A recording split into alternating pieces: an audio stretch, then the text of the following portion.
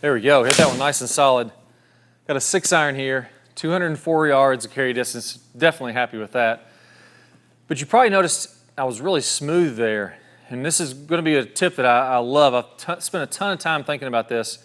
How can you create a smooth, kind of effortless feeling golf swing and still have tons of power? Let me go ahead and hit another one, and I want you to pay particular attention to my transition. So what I wanna do here is I wanna make a little, not even a real huge backswing. I'm gonna make a nice, comfortable backswing. I'm gonna feel like my club almost pauses in the air, smooth transition, and then the ball is just gonna explode off the face. Let's see if we can get another one that goes 200 yards here. So I'm gonna go nice and smooth. Notice how slow the transition is, and hopefully we get some pretty good power on this one again. Yeah, there we go, 219 on that one. We'll see if I can ramp it up, and this is a 6-iron again. We'll see if I can ramp it up almost pretty good distance with an even slower transition. There we go, 219. For the third one, all those 200 yards or more, all with the 6-iron. You'd like to call one. Hush, Siri. She's always talking to me. So how do you get it to be that smooth? That's the question that everybody wants to know, and still create the club head speed. Well, it all has to do with how the muscles work and how you use the technique the right way. So if I set my wrist early, this won't work. If I start to stand up out of my posture and throw the club early, this won't work. I like to think of it more of like a paintbrush.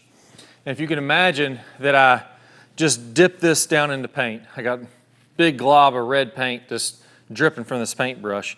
What I want to do in my backswing is I want to load my body. I want to turn my shoulders, turn my hips, get my body really loaded up, but I don't want to fling this brush. I don't want to fling all the paint off of it back here.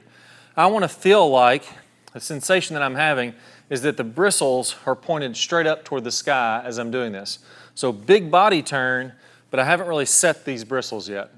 Then in the downswing, as my body begins to unwind, I'm keeping the paint in this brush pointing toward the sky.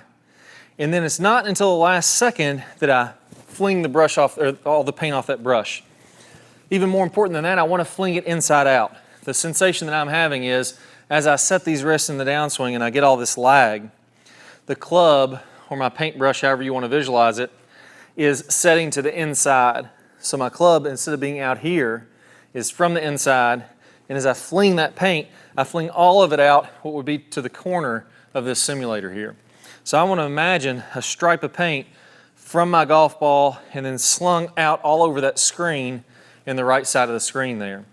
That's the exact same feeling that I have when I make a smooth swing like that, especially if I want to get a draw like we did on those. If I want to hit a straight shot, I would just fling the paint more toward this fairway.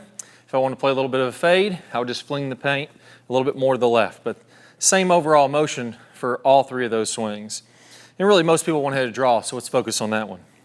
So here, again, let's go through it in a real golf swing. First key checkpoint. As I go back, I'm not setting the wrist a ton.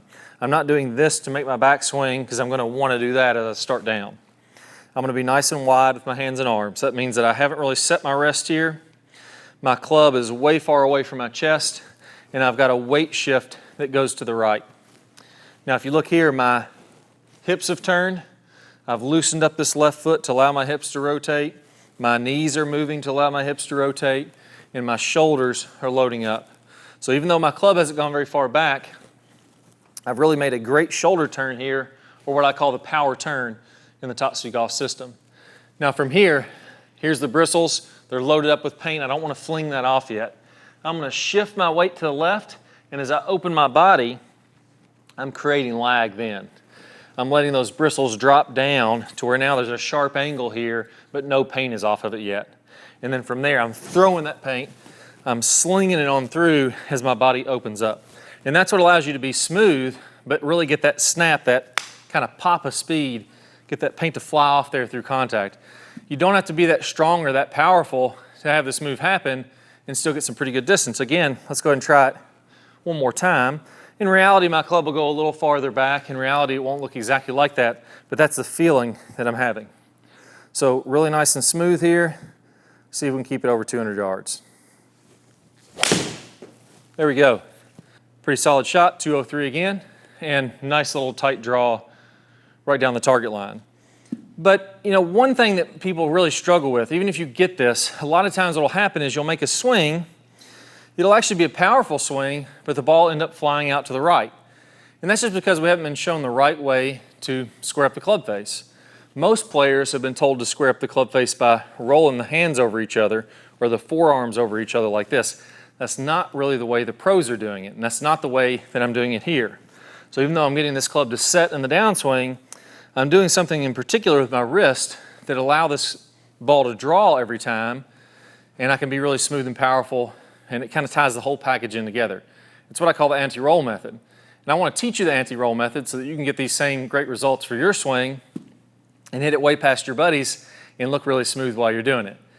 I'm going to play a preview of the anti-roll method video. I'm going to show you exactly what it is, how to do it, everything you need to know about it. Just go ahead and click the card that pops up on your screen. If you don't see that card, don't worry, go down to the description below, click the link there, and you'll get instant access to it. Best of luck. Let's go and get started right now. So here's the bottom line. If you've been taught to roll the club in the early downswing, that causes the shaft to get steep. And that steep club causes all your problems. It causes you to hit it way behind the big hitters and way inconsistent with your quality of strikes. So you're in the tall grass and the trees and the hazards all day long. Now the great news is this. There's really only two pieces that you need to know to fix all these problems.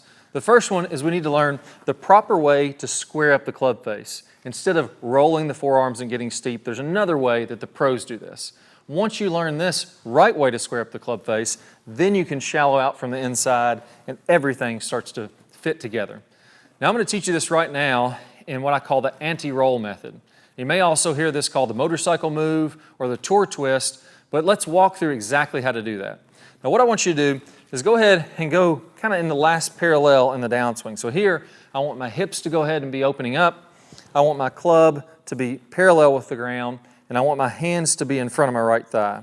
Now, when I take my grip, you're going to notice that when I do this, the club face is basically straight up and down. So if I'm looking at it from this angle, you'll see the face is straight up and down, and my logo of my glove is pointed out in front of me. Now from there,